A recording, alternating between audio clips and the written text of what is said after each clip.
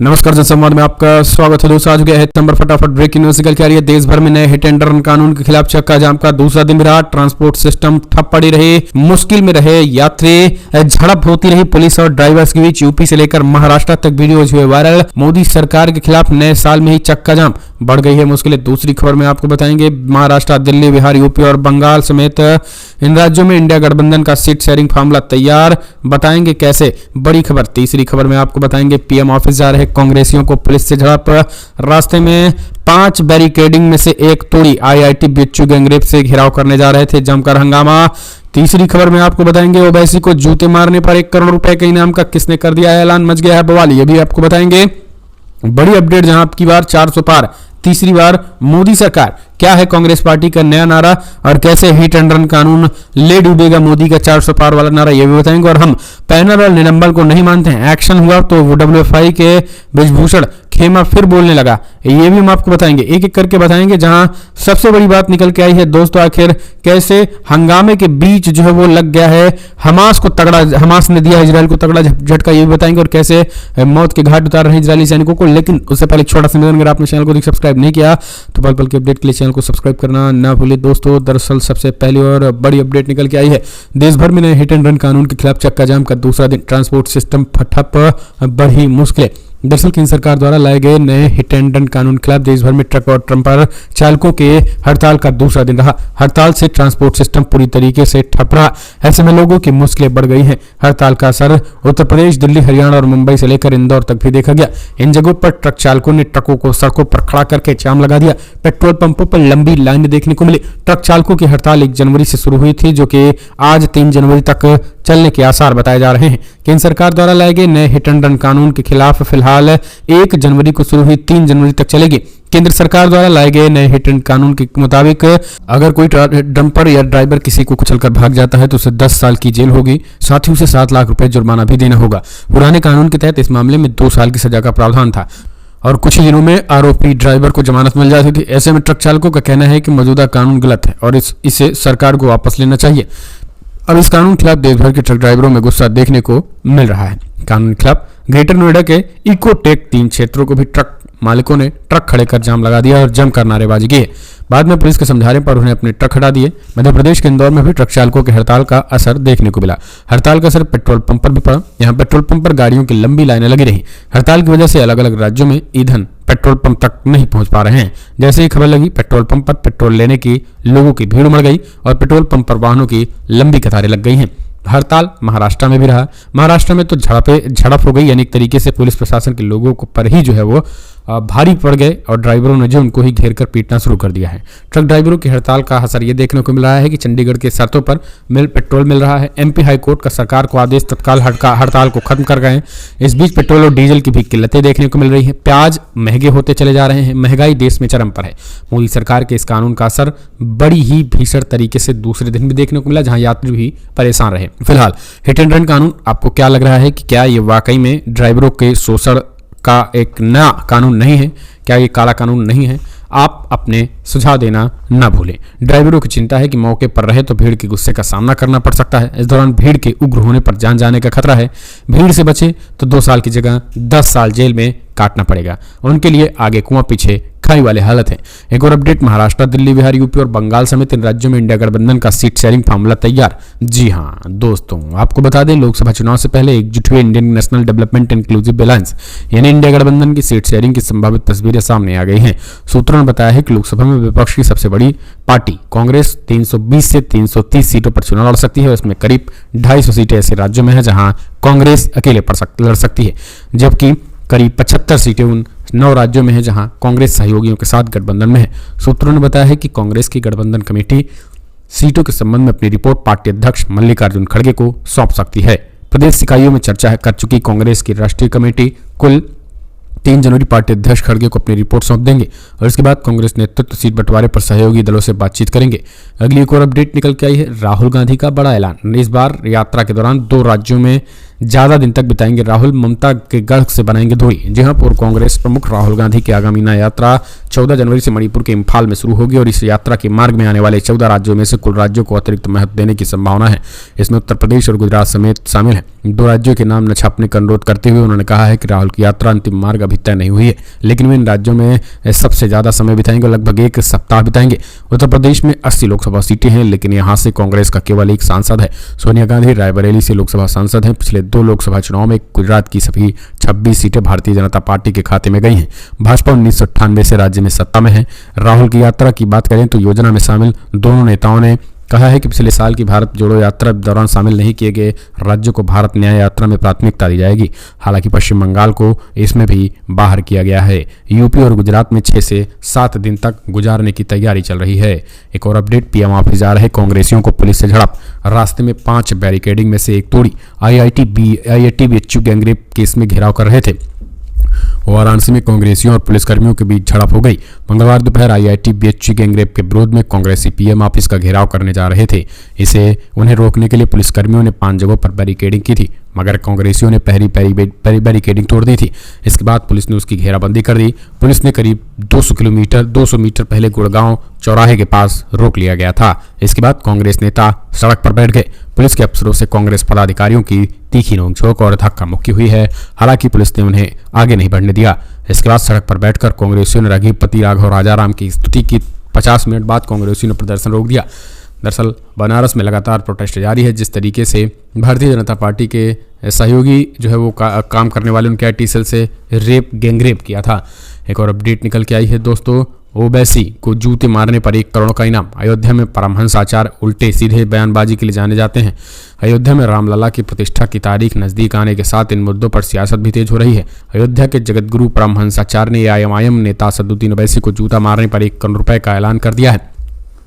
उनने 2 minute 10 second के video को जारी करके कहा है कि 22 जनवरी को रामलला की प्राण प्रतिष्ठा से पहले असदुद्दीन ओवैसी उल्टे सीधे बयान देकर देश का माहौल खराब कर रहे हैं।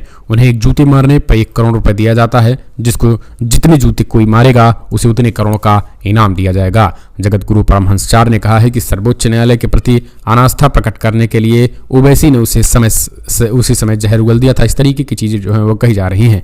एक और अपडेट निकल के आई है दोस्तों, जहां पैनल और निलंबन को नहीं मानते एक्शन हुआ, पर WFI में बृजभूषण खेमा भी तेवर। दरअसल भारतीय कुश्ती संघ को लेकर जारी विवाद फिलहाल थमता नजर नहीं आ रहा है। अब निलंबित हो चुके महासंघ के अध्यक्ष संजय सिंह ने साफ कह दिया है कि वो केंद्र सरकार की तरफ से गठित समिति और निलंबन को नहीं मानते हैं। इतना ही नहीं, उन्होंने खुद ही नेशनल चैंपियनशिप आयोजित करने का दावा कर दिया है। खबर है कि इसे लेकर बैठकों का दौर शुरू होने जा रहा है। सिंह ने PTI से कहा है कि हम चुनाव लोकतांत्रिक ढंग से हुआ है। निर्वाचन अधिकारी ने कागजों पर दस्तखत किए, जिसे वे कैसे अनदेखा कर सकते हैं। हम इस तदर्थ समिति को नहीं मानते हैं। सिंह WFI के पूर्व अध्यक्ष और विवादों में घिरे सांसद बृजभूषण शरण सिंह के काफी करीबी माने जाते हैं। सिंह के चुनावी जीतते ही पहलवानों ने फिर से विरोध प्रदर्शन जताया है। एक और अपडेट निकल के आई है दोस्तों, जहां मस्जिद पर बयान से मुसलमानों को भड़काने की कोशिश, BSP ने ओवैसी को दी कोर्ट में खींचने की चेतावनी। अयोध्या में रामलला की प्राण प्रतिष्ठा से पहले बाबरी ढांचे और दिल्ली की सुनहरी मस्जिद के बारे में AIMIM चीफ के असदुद्दीन ओवैसी के बयान के बाद लगातार ये विरोध होता दिखाई दे रहा है और यही कारण है कि विश्व हिंदू परिषद आग बबूला है।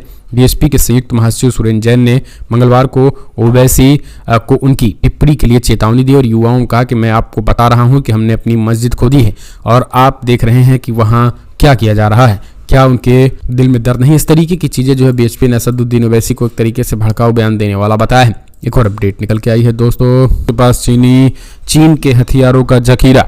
चीनी हथियार लगे हमास के हाथ या फिर सुनियोजित तरीके से पहुंचाया गया। अब चीनी हथियारों से भी कर रहा भीषण अटैक। इजराइल ने कहा चाइनीज वेपन्स लगातार यूज कर रहे हमास के लड़ाके।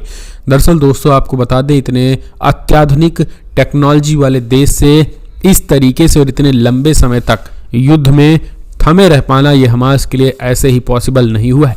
हमास को दुनिया भर के कई देशों ने जबरदस्त तरीके से समर्थन किया है।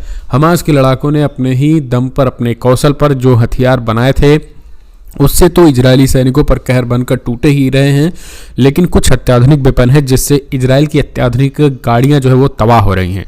चाहे वो टैंक हो, बख्तरबंद वाहन हो या फिर यहाँ तक कि अब हवाई हेलीकॉप्टर भी जो है वो उनको भी तबाह कर रहा है। इन सब के बीच खबर निकल के आई है कि इजराइल के हाथों जो है वो कल 31 तारीख को एक हथियार लगा, एक नहीं यानी कई हथियार लगे जो कि सीधे तौर पर चाइनीज वेपन थे।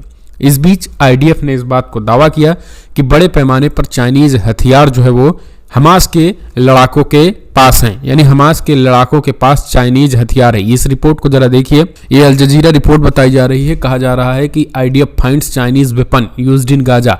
ये 31 दिसंबर की रिपोर्ट है, आप इसमें साफ देख सकते हैं, जहां बड़े पैमाने पर उन्होंने दावा किया है कि हमास के हाथ जो है वो गाजा में बड़े पैमाने पर चाइनीज हथियारों की एक बड़ी खेप पाई गई है।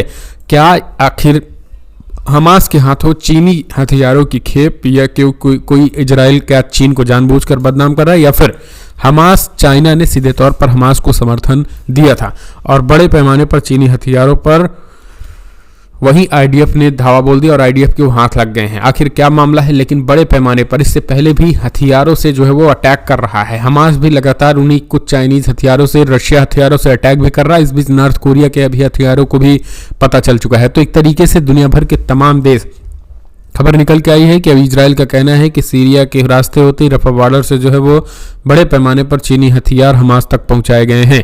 तो ये चीजें जो है वो लगातार उठ रही हैं। फिलहाल कमेंट्स माध्यम से अपने सुझाव दें। अगली एक और अपडेट निकल के आई है, जहां आखिरकार 2 महीने लड़ा युद्ध नेतन्याहू के साथ फोटो भी है और अब इजराइल ने अपने ही नागरिकों को करवा रहा है गिरफ्तारी। दरअसल इजराइल गाजा जंग के बीच एक बड़ी खबर सामने है, जहां इजराइल ने एक ऐसे शख्स को गिरफ्तार किया है जिसने इजरायली फोर्सेस बनकर हमास के खिलाफ 2 महीने तक युद्ध लड़ा। इस शख्स का नाम रोई प्रियार्स है।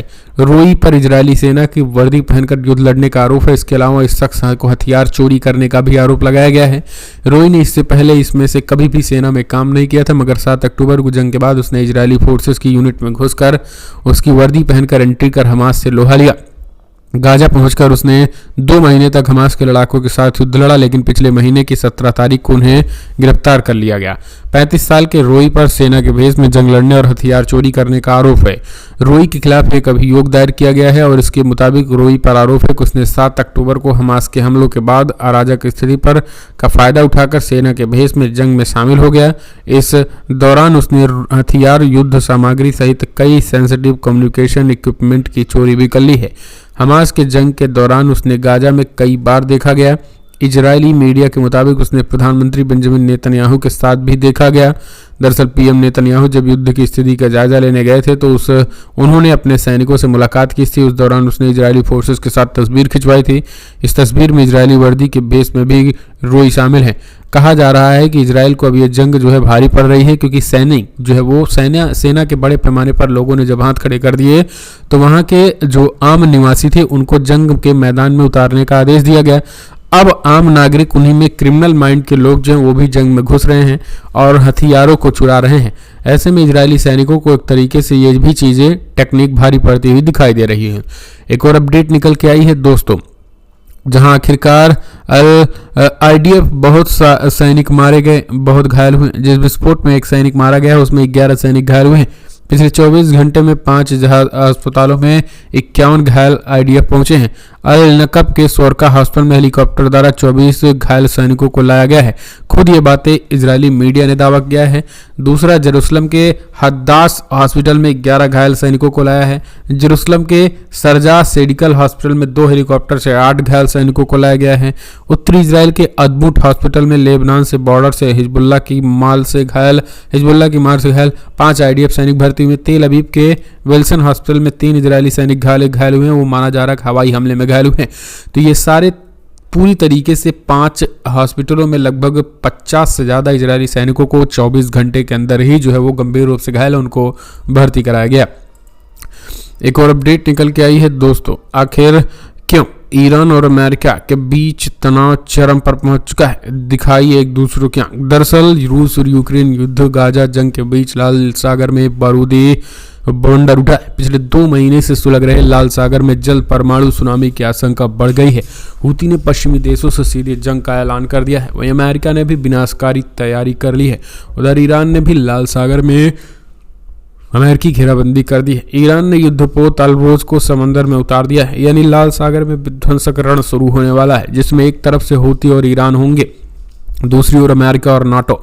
ब्रिटेन ने भी युद्ध की तैयारी शुरू कर दी है। दरअसल ईरान हूती विद्रोहियों को बचाने की कोशिश कर रहा है। वे लाल सागर में अमेरिका के निशाने पर है। ईरान के इस कदम के बाद उनका अमेरिका से तनाव और बढ़ जाएगा। दुनिया दो भागों में बट रही है। अमेरिका के साथ पश्चिमी देश और नाटो होंगे। दूसरी ओर ईरान को रूस, चाइना और मुस्लिम देशों से भी समर्थन मिल रहा है। तो सीधे तौर पर ये चीजें और ये स्थिति बनती हुई दिखाई दे रही है। लगातार आमने सामने है। एक और अपडेट निकल के आई है दोस्तों, जहां इजराइल के पास है एटमी हथियार। रूसी विदेश मंत्रालय ने किया बड़ा दावा। जी हां, दरअसल इजराइल को लेकर के रूस ने सनसनीखेज खुलासा किया है। रूसी विदेश मंत्रालय ने दावा किया है कि इजराइल के पास परमाणु हथियार है। रूस ने कहा है कि जानकारी हमें तुर्की के जरिए मिली है। एर्दोगान ने कहा है कि ये बात हमें वैश्विक मंचों पर रखेंगे। वहीं रूसी मिडिल ईस्ट को न्यूक्लियर फ्री रखने के पक्ष में है। रूस का मानना है कि मिडिल ईस्ट को न्यूक्लियर फ्री रख